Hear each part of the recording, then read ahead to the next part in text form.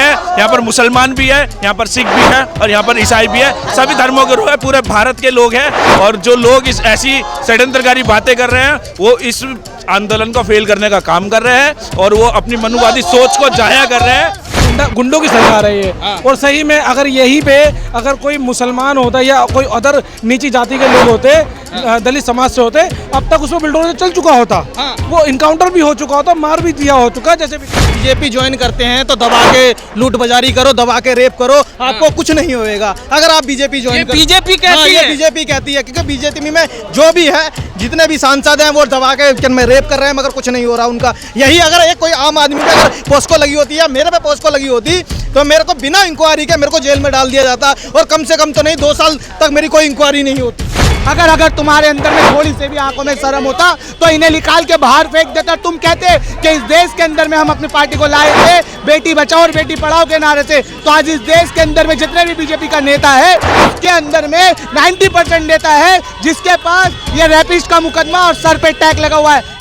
नमस्कार, आप देख रहे हैं न्यूज़ डिक्शनरी। इस समय हम इंडिया गेट पर हैं और पहलवानों का प्रदर्शन होते हुए पूरे 1 महीना हो चुका है, लेकिन इंसाफ कुछ नहीं मिला, जिसको लेकर आज कैंडल मार्च हुआ इंडिया गेट पर और तमाम किसान संगठन समेत वो सभी पहलवान यहाँ पर अपनी उपस्थिति दर्ज करवाए हैं। और आज़ाद समाज पार्टी भीम आर्मी के यहाँ पर लोग हैं, उनसे पूछेंगे कि किस तरह से देख रहे हैं। सर, किस तरह से देख रहे हैं इस पूरे कैंडल मार्च को?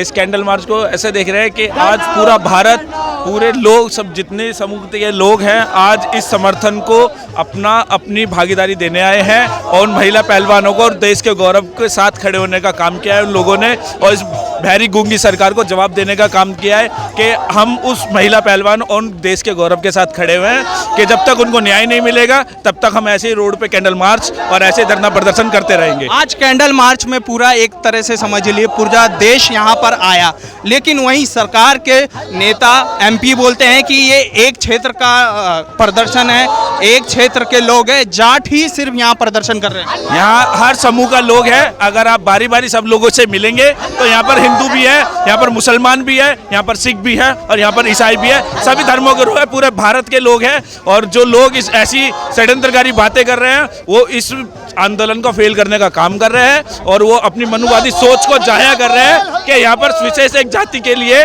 बोल रहे हैं कि वो सिर्फ जाट समाज का ये आंदोलन है, जाट का नहीं, ये समस्त भारत का आंदोलन है। सारे इंसाफ सड़क से मिलने लगेंगे। हाँ, हम ऐसे ही हम अपना हक अधिकार रोड पर जाकर लेंगे और इस बहरी सरकार को, गूंगी सरकार को ऐसे ही सुनाने का काम करेंगे। क्योंकि तब आज 29वां दिन है और यहाँ पर महिला पहलवान तमाम कितने 29 दिनों से यहाँ पर धरने प्रदर्शन में बैठी है। सरकार को दिखाई नहीं दे रहा कि हमारा भारत का गौरव। आज हम इनका एक नारा दिया हुआ है कि बेटी बचाओ बेटी पढ़ाओ। आज बेटी हमारी आंदोलन कर रही है पिछले 29 दिनों से जंतर मंतर पर। वो कहाँ गए इनका? ये सब इन्होंने जुमलेबाजी है और ये सरकार निकम्मी सरकार है। और आज जो ब्रजभूषण शरण सिंह को गिरफ्तार नहीं कर रही है वो इसलिए नहीं कर रही है क्योंकि आज वो इनकी पार्टी से है। अगर इसी की जगह पर अगर कोई अन्य पार्टी से या अन्य दल से कोई आदमी होता तो उसका एनकाउंटर हो चुका होता या उसकी गिरफ्तारी हो चुकी होती या उसको अभी तक कहीं ना कहीं जाकर उसके साथ में कोई ना कोई एक्शन लिया जाता। क्या लग रहा है सर, ये जो ब्रिजभूषण की अभी तक गिरफ्तारी नहीं हुई है, क्या वोट का मामला है या फिर उनका एक दबदबा है उन सीटों पर जिनके बीजेपी को कुछ फायदा मिले? देखिए, ये तो सच्चाई है। आपने खुद ही अपने क्वेश्चन का भी आंसर खुद ही दे दिया कि एक तो ये जो है जो सरकार है ये अभी एक मनुवादी सरकार है जो अपनी तानाशाही दिखा रही है, जो अपनी तानाशाही हिटलरशाही अपनी दिखाई जा रही है। यहाँ पे अभी मोदी जी अभी गए थे, क्या नाम है, यूक्रेन गए थे, यूक्रेन का मामला सुलझाने के लिए। लेकिन यहाँ का दिल्ली के अंदर हमारा देश का गौरव बैठा है, उस गौरव की उनको चिंता भी नहीं है। ये सूट बूट की सरकार है, न्याय इनसे मिल नहीं सकता। न्याय के लिए हमें हर बार सड़क पे उतरना पड़ता है, हर बार हमें आंदोलन करना पड़ता है, तब जाके गूंगी बहरी सरकार। बेटी बचाओ बेटी पढ़ाओ का नारा एक खोखलेबाजी बन के रह चुकी। देखिए, बेटी बचाओ बेटी पढ़ाओ तो ये नारा हम जैसे भाइयों ने दिया था, लेकिन मोदी जी का जो नारा है ना वो बेटी पढ़ाओ और बेटी पटाओ का नारा है। हाँ जी, स्टेज से दिया था उन्होंने, मोदी जी ने, कि बेटी बचाओ और बेटी पढ़ाओ और बेटी पटाओ। ये मोदी जी हमारे स्टेज से बोलते हैं। ऐसे जो मोदी है हमारे देश के प्रधानमंत्री, शर्म आना चाहिए कि एक न्याय के लिए, ये देखिए ये देखिए पोस्टर देखिए कि जब मेडल लाती है देश की बेटियां तो अपन फोटो खिंचवाते हैं उनके साथ में फोटो, और जब वो न्याय मांगती है तो उन पर लाठीचार्ज करते हैं। अब बयान जारी हो रहा है कि अगर आपके पास ट्रैक्टर है तो बुलडोजर हमारे पास भी है, तो ट्रैक्टर का धौंस मत दिखाइए। तो देखिए ये तो ऑब्वियस सी बात है, गुंडों की सरकार है ये। और सही में अगर यहीं पे अगर कोई मुसलमान होता या कोई अदर नीची जाति के लोग होते, दलित समाज से होते, अब तक उसमें बुलडोजर चल चुका होता, वो इनकाउंटर भी हो चुका होता, मार भी दिया हो चुका, जैसे विकास दुबे को मार दिया या अभी आतिक खान वगैरह इनको मार दिया गया। तो ये वो लोग थे जो इनके खिलाफ के थे, लेकिन यहाँ पे एक देश का गौरव बैठा है तो इनका भी अभी इनका वो जोर नहीं जल पा रहा है। क्या नाम है आपका?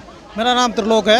किस तरह से देख रहे हैं ये पूरे प्रकरण को आप? मैं इस तरीके से देख रहा हूँ, बीजेपी साफ साफ हमारे को ये बताना चाहती है कि अगर आप बीजेपी ज्वाइन करते हैं तो दबा के लूट बाजारी करो, दबा के रेप करो, आपको कुछ नहीं होएगा। अगर आप बीजेपी ज्वाइन कर, बीजेपी कहती है, बीजेपी कहती है, क्योंकि बीजेपी में जो भी है, जितने भी सांसद हैं वो दबा के में रेप कर रहे हैं, मगर कुछ नहीं हो रहा उनका। यही अगर एक कोई आम आदमी पे अगर पोस्को लगी होती है, मेरे पे पोस्को लगी होती, तो मेरे को बिना इंक्वायरी के मेरे को जेल में डाल दिया जाता, और कम से कम तो नहीं 2 साल तक मेरी कोई इंक्वायरी नहीं होती। 2 साल तक कोई इंक्वायरी नहीं होती, कोई इंक्वायरी नहीं होती पोस्को में। लेकिन पोस्को में ये अधिकार है कि तुरंत गिरफ्तारी करे, तुरंत गिरफ्तारी करे, और कम से कम उसका 1 से 2 साल तक कोई इंक्वायरी नहीं रहती, वो जेल में सड़ता, उसके बाद जाके उसकी चार्जशीट बनती है, जब जाके सुनवाई होती है। बृजभूषण पे कोई कार्रवाई नहीं, किसी तरह का कुछ नहीं, ऊपर से इतने भद्दे भद्दे बयान जारी कर रहे हैं। तो क्या सरकार भय सी गई है क्या? वो आपको बताना चाहते हैं कि आपकी बेटियों का ऐसे ही रेप होएगा, आपकी बेटियों को ऐसे ही रात में जलाया जाएगा, आप अगर कुछ कर सकते हैं तो कर लो। बीजेपी की सरकार रहेगी तो वो ऐसा ही होएगा, आपकी बेटियों का क्या नाम बलात्कार होएगा, आपके बेटियों को रात को जला दिया जाएगा। आपसे जो हो सकता है वो कर लो। वो उन्होंने खुली खुली चुनौती दे दी है। चुनौती दी है। क्या नाम है आपका, कहाँ से? अजहर खान। क्या कहना चाहेंगे इस पूरे मामले को, किस तरह से आप देखते हैं? ये जो देश के प्रधानमंत्री है, जिसको अपना घर नहीं सही करा जाता है, वो यूक्रेन में जाके यूक्रेन और रशिया के वॉर को सही करने की बात करते हैं।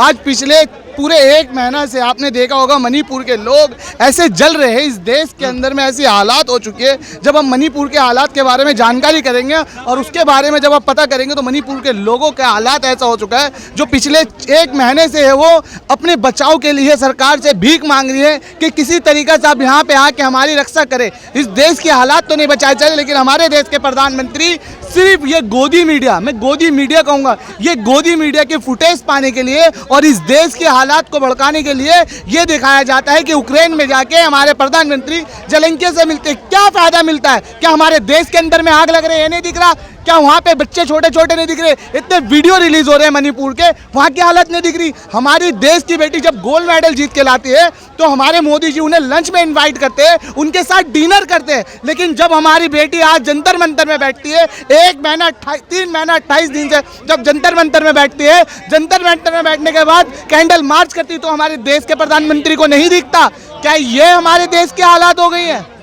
ये पार्टी कहा करती थी कि अगर बेटियों का कोई सम्मान करता है तो बीजेपी करता है, क्योंकि बीजेपी सबकी पार्टी है, सबका साथ सबका विकास, इस तरह के नारे करता है। लेकिन बेटियों के लिए क्या आपको लग रहा है कहीं से जब से ये पार्टी इस देश के अंदर में आई है, इस देश की आपने रैपिस्ट की एक हर साल की नहीं वो निकलती है, क्या कहते हैं उनका लिस्ट निकलती है, उस लिस्ट को आप अपना 2014 से पहले का पढ़े और 2014 के बाद पढ़ेंगे तो आप देखिए कितना गुना रेपिस्ट इस देश के अंदर में कहीं ना कहीं बढ़ चढ़ के भाग ले रही है। और जो बीजेपी के सरकार के अंदर में नेता है, मैं कहता हूँ 90% नेताओं के अंदर में 302 और ऐसे 376 जैसा मुकदमा है।